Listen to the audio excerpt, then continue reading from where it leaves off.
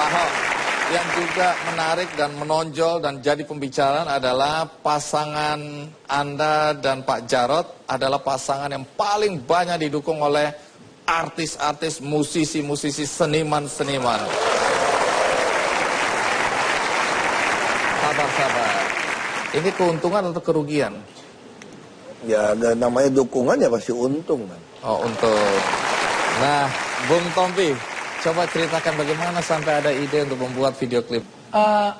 Ini sebenarnya yang ngerjain teman-teman dari banyak yang terlibat gitu. Ada Sani, ada DJ Sumantri, dan lain-lain. Saya juga dihubungin sekitar 1-2 hari sebelum proses rekaman. Oke. Datang, belum tahu lagunya, langsung nyanyi, langsung di-shoot. Dan langsung beberapa hari kemudian jadi gitu. Jadi ini sebenarnya kerja keras dari Sumantri, Sani, dan teman-teman yang lain. Orang baik harus didukung. Ya. Banyak orang berpikir saya dan teman-teman lain mungkin hadir untuk membela Pak Ahok, itu salah banget. Oke, jadi hadir yang untuk kita bela adalah kepentingan kami gitu. Apa itu? Ya kita pengen Jakarta lebih baik, kita pengen punya masyarakat bisa nikmatin hasil yang benar gitu. Nah, jadi yang kita perjuangkan sebenarnya adalah keinginan kita gitu. Bukan Pak Ahok jadi gubernur. Kebetulan aja yang kerjanya benar beliau gitu saat ini. Oke. Ngomong apa lagi? Anda bersama teman-teman yang lain termasuk yang berani secara terbuka, secara terang-terangan menyatakan bahwa Pak Ahok adalah orang yang tepat untuk memimpin Jakarta. Saya ralat, salah. Oke. Kebetulan Pak Ahok yang ada di situ. Oke, di posisi itu ya. Oke, siapapun siapapun yang akan memperjuangkan nilai-nilai yang kita pengen, itu yang kita dukung. Kalau Pak Ahok kalah, Anda kan juga terkena dampaknya. Bisa saja kemudian pemerintah yang akan datang yang menggantikan Ahok kemudian merasa Anda adalah musuh. Kemudian nanti kalau ada apa-apa, Anda akan susah hidupnya. Takut nggak? Enggak. Kenapa nggak takut? Gini, siapapun yang akan memenangkan Jakarta, memimpin Jakarta, sebenarnya standarnya udah naik kok. Dan Pak Ahok udah naikin NBL itu gitu. Jadi nggak masalah kalau buat saya pribadi nggak masalah. Siapapun yang akan menang nggak apa-apa. Yang penting adalah cara menangnya. Itu menanglah dengan martabat. Oke, terima kasih Bung Tompi ya. Sekarang slang. Nah ini juga termasuk yang membingungkan. Kok mau-maunya dukung Pak Ahok? Coba apa alasannya? Sebenarnya bukan Pak Ahok aja sih, banyak kok kita punya list orang-orang bagus, orang-orang baik di Indonesia, salah satunya ya Pak Ahok. Oh, jadi Pak Ahok cuma salah satu ya? Salah satu. Baik. Nah, asal ada orang baik, ada asal orang jujur, berani, anti korupsi, bersih. Mau 1 juta orang, 1 jutanya kita dukung pasti. tapi di mata slang, Pak Ahok memang kalian yakin orang baik? Orang baik baunya ketahuan sih.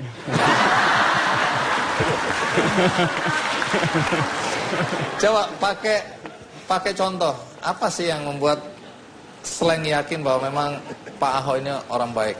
Selain baunya tadi. Saya dari tadi belum mencium apa-apa ini. Apa tuh, Man? Ya kita punya list ya. Kita mencari negarawan 1.000 orang. Sampai hari ini baru sampai 60-an orang lah.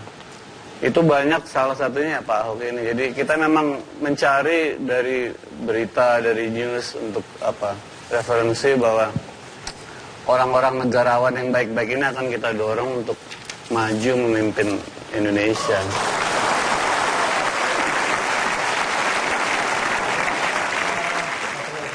Iya.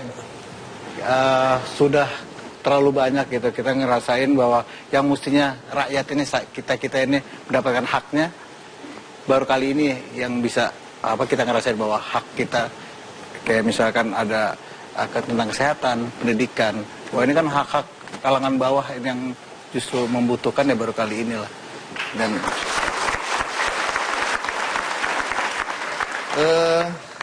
coba dari pandangan slang kalau Pak Ahok memimpin lagi Jakarta, apa keuntungan untuk warga Jakarta? Oke. Yang pasti kalau saya lihat sebenarnya yang paling simpel yang kita pingin adalah Jakarta lebih baik. Baik dari segi birokrasinya, dari segi tata kotanya. Saya tetap ingin tahu apakah Slank merasakan kehilangan pendukung para slankers ini dengan mendukung Ahok secara terbuka. Ada nggak dampak negatifnya? Maksudnya ditinggalin fans itu? Iya. Bodoh amat.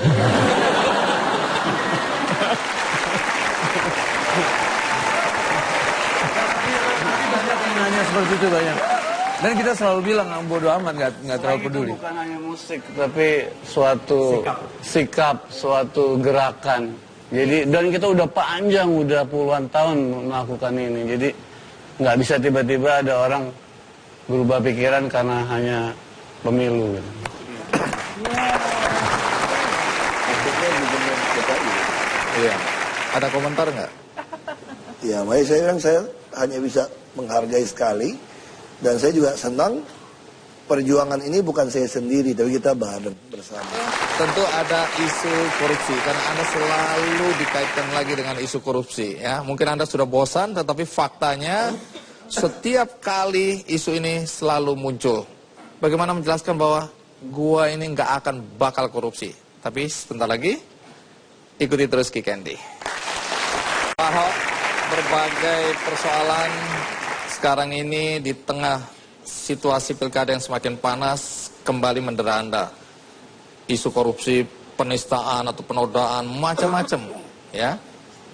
Kalau boleh tahu mana isu yang menurut Anda paling berat dari semua isu-isu negatif tentang Anda? Ya bagi saya sih mau isu apapun bukan soal berat nggak berat ya. Saya percaya gitu aja. Kalau kamu memang benar, satu hari kebenaran pasti akan muncul. Itu kayak istilahnya orang cahaya fajar matahari kan. Nggak ada kegelapan yang bisa nutupin dia. Pasti kamu akan ketahuan kok. Sejarah kan buktikan kita benar. Jadi nggak usah dipusingin. Kalau kecuali kita nutupin kebohongan, pasti kebuka juga. Isu korupsi ini nggak akan pernah berhenti tampaknya, ya. Saya tidak ingin Anda menjelaskan atau menjawab atau membantah secara teknis, ya. Tapi bagaimana Anda meyakinkan semua orang bahwa orang seperti Anda ini tidak bakal korupsi? Ya sederhana kan, karakter kan teruji ketika dikasih kekuasaan. Saya kan sudah dari DPRD, dari Bupati, DPR RI, sampai Wagub, sampai Gubernur. Orang bisa lihat, sama kayak ahli pidana yang ngomong gitu kan. Niat orang itu bisa dibaca dari kehidupan sehari-hari. Ya kan, kalau Anda memang hidupnya sederhana, kalau orang korupsi kan nggak tahan gitu loh. Pasti kamu akan jor-joran gitu kan. Nah itu bisa dilihat kok dari jam tangan Anda, dari cara Anda hidup. Itu nggak bisa bohong lah kayak gitu. Nah itu karakter itu yang kehidupan sehari-hari itu bisa menunjukkan siapa Anda. Ya saya nggak pernah khawatir kalau soal itu. Mau fitnah-fitnah apa ya terserah. Yang saya keselin cuma kasus sumber waras kalau mau kesel. Kenapa? Coba lihat di Jakarta. Setelah kita ada BPJS Kesehatan, seluruh Indonesia tuh kena kanker datang ke Jakarta. Sekarang penderita kanker tuh mesti ngantri. Kita temukan ada orang sebetulnya nggak perlu kemo, hanya radioterapi. Karena terlambat setahun jadi akhirnya jadi stadium 4 meninggal. Kita mau bangun yang 2026 ranjang untuk stroke, otak dan kanker. Hanya gara-gara diisuin gonjang-ganjing. Rumah sakit udah desain semua. Maka kita siapin 500 apartemen. Supaya orang kalau kena stadium 4, kalau dia miskin nggak usah pulang ke rumah deh. Kalau pulang ke rumah mati, nggak ada yang ngurus. Miskin kok. Kita mau taruh dia di apartemen, palliative care. Kita urusin. Itu yang saya kesel gitu. Coba kalau saudara kamu ngantri ke kanker di Darmais, coba kamu rasain. Kok bisa gitu loh.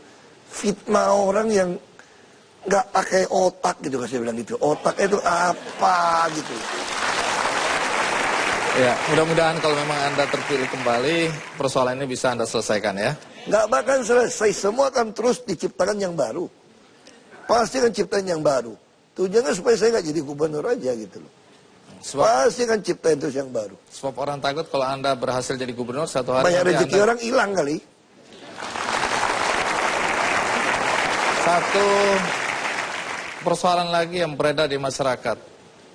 Anda kan bangga sekali Anda membuat rumah susun di mana-mana. Anda mengatakan bahwa Anda orang-orang yang dipikir kali, yang miskin, Anda jadikan orang dengan semua fasilitas yang tersedia.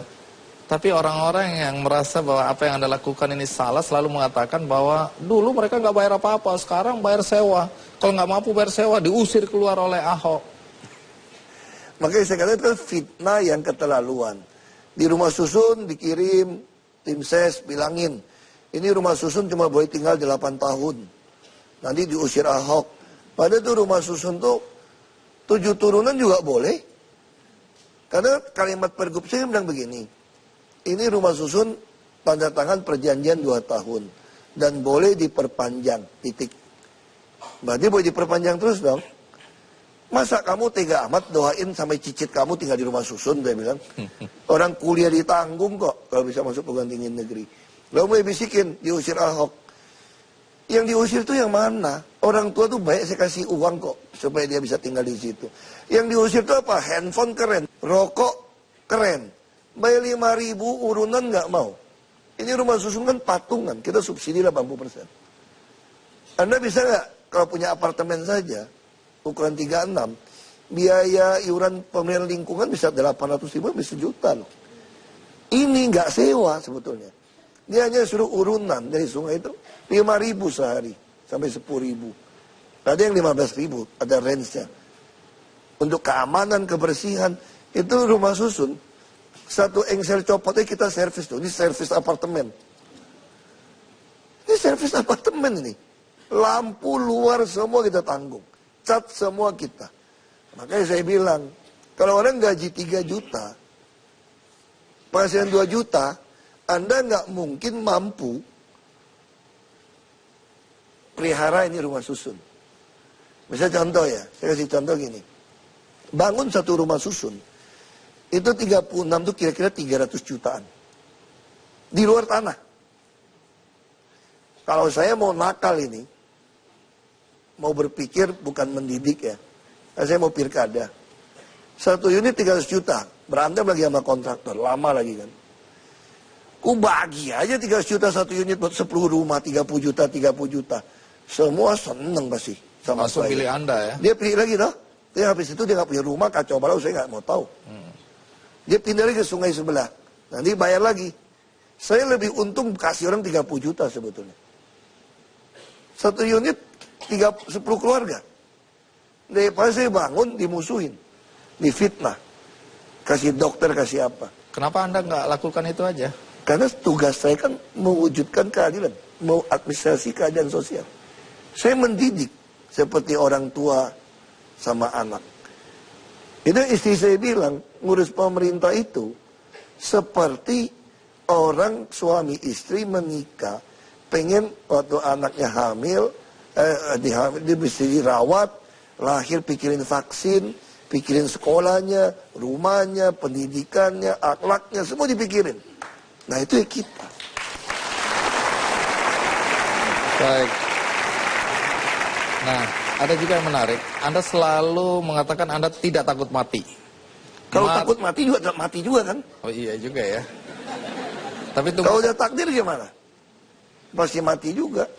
Lalu kalau Anda bilang mati adalah keberuntungan, sementara orang lain kepengen hidup lama. Ya semua pengen hidup lama, tapi kalau takdir masih mati muda gimana?